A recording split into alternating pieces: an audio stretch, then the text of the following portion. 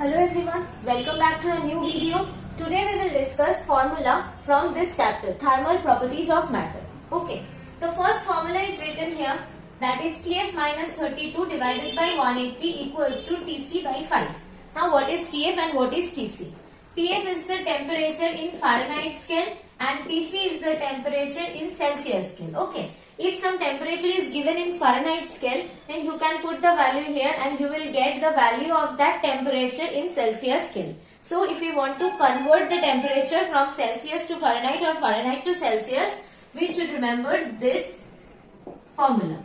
Tf minus 32 divided by 180 equals to Tc divided by 5. Okay, this is the temperature in Fahrenheit scale and this is the temperature in Celsius scale. Now the second formula, capital T is equals to Tc plus 273. What is Tc? We know that is the temperature in Celsius scale. But what is capital T? Capital T is the absolute temperature. Capital T is known as absolute temperature, which is the temperature in Kelvin scale. Okay. If temperature is given in Celsius scale, then you have to add 273 degree with that Tc. Then you will get the absolute temperature or the temperature in Kelvin scale. Okay. From here another conclusion we can give that the absolute zero temperature means minus 273 degrees Celsius. This is the absolute zero temperature which is equals to 0 Kelvin. Okay. So these two equations give the conversion from Kelvin scale to Celsius scale to Fahrenheit scale. If we know these two equations, then we can convert temperature from Celsius to Fahrenheit to Kelvin. Okay. Now we will come to the next part. PV is equals to constant. T is the pressure of the gas. V is the volume of the gas. This is known as Boyle's law. And this formula is valid when temperature and mass both are constant. Okay. When temperature and mass of the gas both are constant, then pressure into volume, the product of pressure and volume is constant. This is known as Boyle's law. Now come to the second one. V by capital T is equals to constant. Here V is the volume and capital T is the absolute temperature, not the temperature in Celsius or Fahrenheit. This is the absolute temperature. Okay.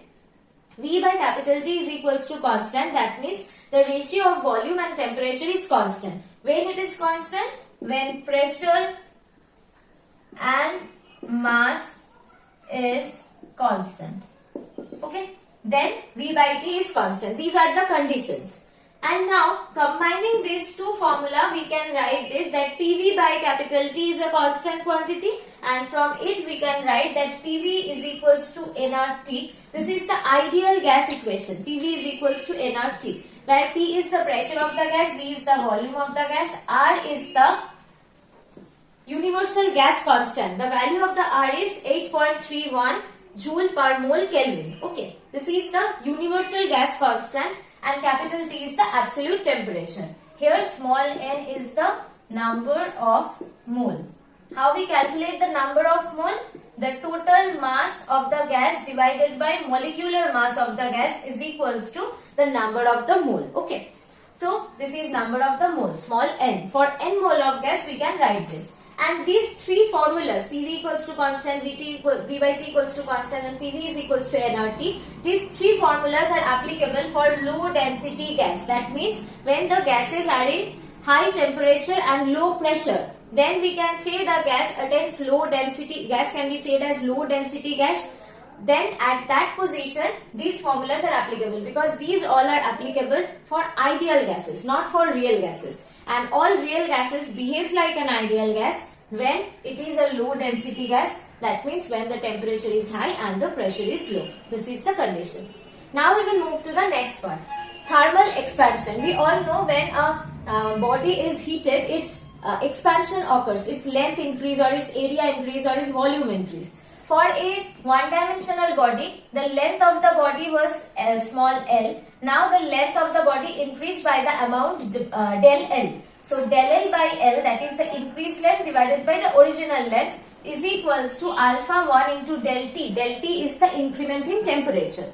Okay, and this alpha 1 is known as the linear coefficient of thermal expansion. For this area, capital A, the increment of the area is del A and due to the increment of the temperature del T. So here the formula is del A by A is equals to alpha 2 into del T, and this alpha 2 is known as the area coefficient of thermal expansion, and here del V by V is equals to alpha 3 into del T. V was the actual volume of this cube and del V is the increment of the volume due to the temperature increase del T, and this alpha 3 is known as the volume coefficient of thermal expansion. These are the relation between the area coefficient and the linear coefficient, and this is the relation between volume coefficient and linear coefficient. You can see alpha 2 is equals to 2 alpha 1 and alpha 3 is equals to 3 alpha 1. Area coefficient due to thermal expansion is equals to 2 into linear coefficient due to thermal expansion. Volume coefficient due to thermal expansion is equals to 3 into linear coefficient of thermal expansion. So if someone asks what is alpha 1 is to alpha 2 is to alpha 3, then we can write as alpha 1 into 2 alpha 1 into 3 alpha 1. That is 1 is to 2 is to 3. I hope up to this is clear. Now we will move to the next part of this chapter. Here we can see S is equals to del Q by del T. Now what is S? Suppose this is a body and we are giving the heat del Q to the body, and the temperature of the body is increased by del T Kelvin. Okay, so we can write to increase the temperature del T, we have given the heat del Q. So to increase the temperature by 1 Kelvin, how much heat should be given? Del Q by del T, right? So from unitary method we can see to increase the temperature by 1 unit, the heat needed is del Q by del T. So this is the specific heat. The definition of the specific heat is the amount of the heat needed to increase the temperature by unit amount. Okay, so this is S and this is the specific heat. And what is small s? This is the heat capacity. Sorry, this is the heat capacity, and this is the specific heat. Heat capacity means for increment in 1 degree Celsius or 1 Kelvin temperature, the amount of the heat required.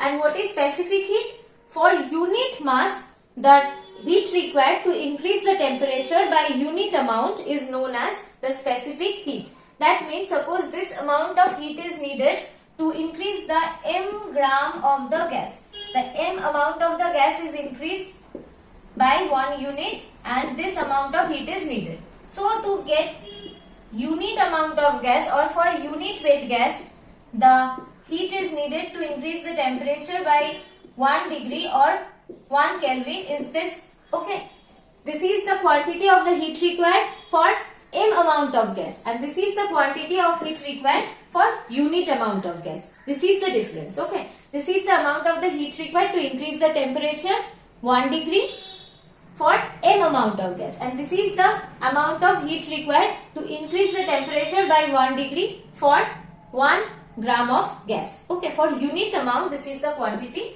This is known as specific heat. Okay, and this is known as molar specific heat, and the next one is molar specific heat.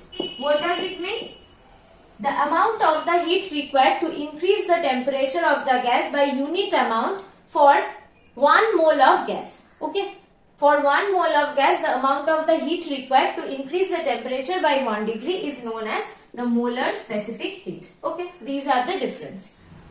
When we are giving heat to a ice and ice is converted to water, and we are giving heat to a water and then water converted into steam. During this phase change from ice to water or water to steam, during this phase change the amount of the heat required is Q is equals to M into capital L, where M is the mass and capital L is the latent heat. Okay, capital L is the latent heat. Okay, and we know this is the latent heat and this is the heat required during the phase transition. This equation is valid only during the phase transition. Suppose we have ice of minus 20 degrees Celsius. Okay, and we are giving heat to this, then what will happen? At first, this 20 degree Celsius ice will convert into 0 degree Celsius ice, and we know that 0 degree Celsius is the melting point for ice. Then it will convert to 0 degree Celsius water, and then when we give heat to this, then the temperature of the water will increase, and after some time the temperature of the water will become 100 degree Celsius, right? And we know at 100 degree Celsius the water 100 degree Celsius is the boiling point for the water.